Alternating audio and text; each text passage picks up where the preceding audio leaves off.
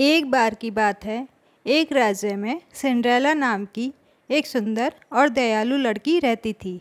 उसकी माँ का देहांत हो चुका था और उसके पिता ने दूसरी शादी कर ली थी। सिंड्रेला की सौतेली माँ बहुत ही क्रूर थी।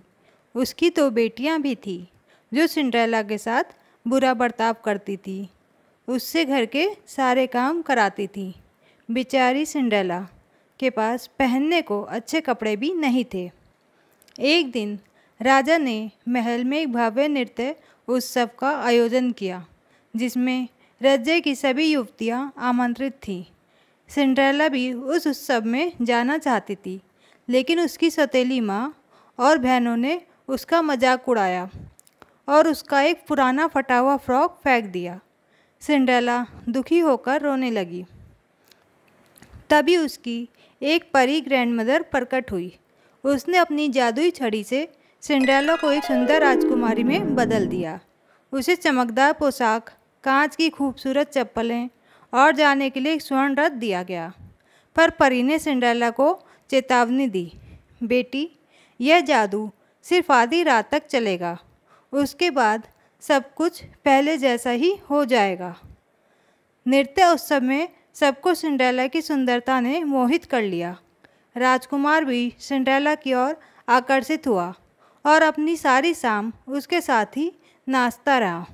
सिंड्रेला इतनी मगन थी कि उसे समय का पता ही नहीं चला। जैसे ही घड़ी में 12 बजे सिंड्रेला को अपनी परी ग्रैंडमदर की बातें याद आई। वह महल से भाग निकली, पर जल्दबाजी में उसकी एक कांच की चप्पल सीढ़ी पर ही छूट गई। राजकुमार ने वह चप्पल उठाई और सिंड्रेला को खोजने का संकल्प लिया। उसने घोषणा की कि जिस भी लड़की के पैर में यह चप्पल फिट आएगी, वह उसी से विवाह करेगा। राज्य भर में चप्पल आजमाई जाने लगी। अंत में राजकुमार के सैनिक सिंड्रेला के घर पहुँचे।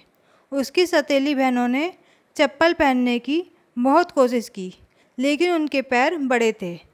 जब सिंड्रेला ने चप्पल पहनी तो वह उसके पैर में बिल्कुल फिट आ गई।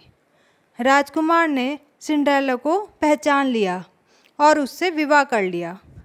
सिंड्रेला की दुष्ट सौतेली माँ और बहनें क्रोध से भर गई, लेकिन सिंड्रेला ने उन्हें माफ़ कर दिया और इस तरह सिंड्रेला और राजकुमार हमेशा के लिए खुशी खुशी रहने लगे।